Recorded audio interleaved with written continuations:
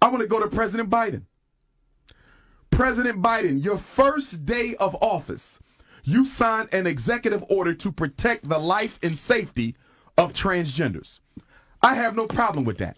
But you did it on your first day. But he sat up here with you, Charlamagne, and told black people that if you don't vote for me, you ain't black. So if you went out of your way begging black people to vote for you, why haven't we got an executive order or any other activity coming out of the Oval Office from President Biden to protect black people from police? I agree. Look what he's doing with the anti-Asian hate. President Joe Biden signed an executive order that is exclusive to Asian Americans and Pacific Islanders. I don't have a problem with that. But if you can protect the Asian American and Pacific Islander from violence, why can't you do the same thing for black people? They've been dealing with violence for 1 year as a result of COVID.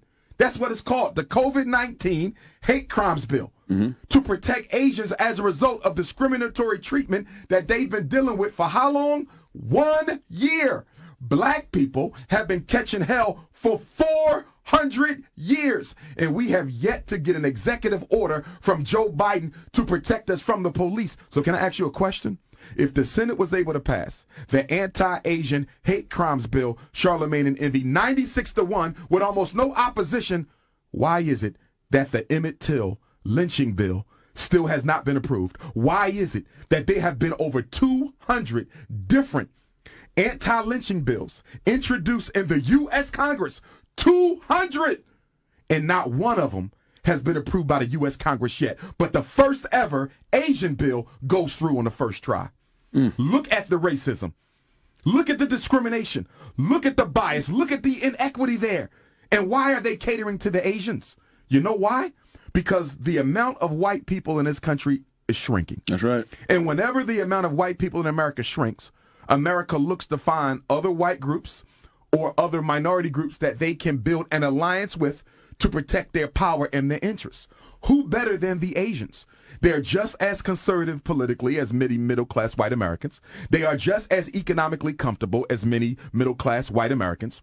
They don't like black people just as much as many middle-class white Americans. Not to mention that this can go a long way towards building relationships with Asian countries on the continent of Asia that America can't afford to build an alliance with Russia. Let us be clear about something. The continent of Asia is a big problem for the U.S. government. You got 3 power nations on that continent. You got Russia, that America can't stand. You got China, that America can't control. And you got India, which is one of the fastest growing populations, and it is quickly becoming the IT giant of the world.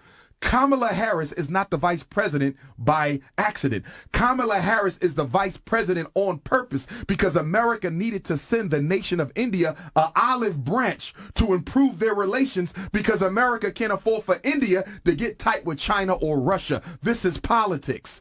And they're going to use the Asians, okay, as probationary whites. They're going to upgrade them to probationary white status to make sure that they stay on the side of the white man and not go on the side of the black man. This Asian agenda is a distraction from the issues that are affecting black people. How do you sign an executive order for the transgenders, executive orders for the Asians? He has signed nothing for black people.